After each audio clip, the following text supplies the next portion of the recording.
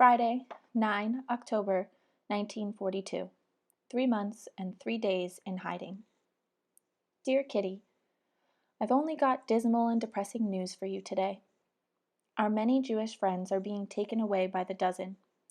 These people are treated by the Gestapo without a shred of decency, being loaded into cattle trucks and sent to Westerbork, the big Jewish camp in Drent. Westerbork sounds terrible.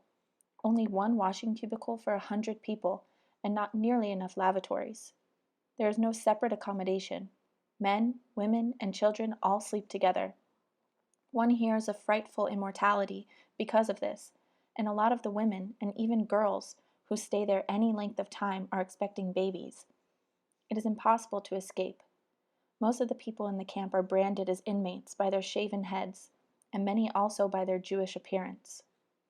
If it is as bad as this in Holland, whatever will it be like in the distant and barbarous regions they are sent to? We assume that most of them are murdered. The English radio speaks of their being gassed. Perhaps that is the quickest way to die. I feel terribly upset. I couldn't tear myself away while Miep told these dreadful stories, and she herself was equally wound up for that matter. Just recently, for instance, a poor old crippled Jewess was sitting on her doorstep. She had been told to wait there by the Gestapo, who had gone to fetch a car to take her away.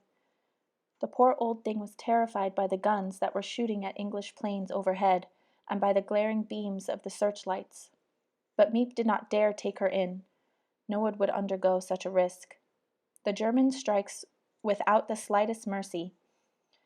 Ellie, too, is very quiet. Her boyfriend has got to go to Germany. She is afraid about the airmen who fly over our homes will drop their bombs, often weighing 1,000,000 kilos, on Dirk's head. Jokes such as, "He's not likely to get million," and "It only takes one bomb," are in rather bad taste.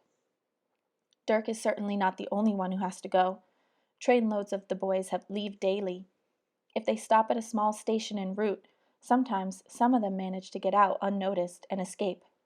Perhaps a few manage it. This, however, is not the end of my bad news. Have you ever heard of hostages? That's the latest thing in penalties for sabotage. Can you imagine anything so dreadful? Prominent citizens, innocent people, are thrown into prisons to await their fate. If the saboteur can't be traced, and Gestapo simply put about 5 hostages against the wall. Announcements of their deaths appear in the paper frequently. These outrages are described as fatal accidents.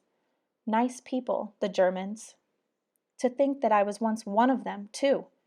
No, Hitler took away our nationality long ago. In fact, Germans and Jews are the greatest enemies in the world. Yours, Anne.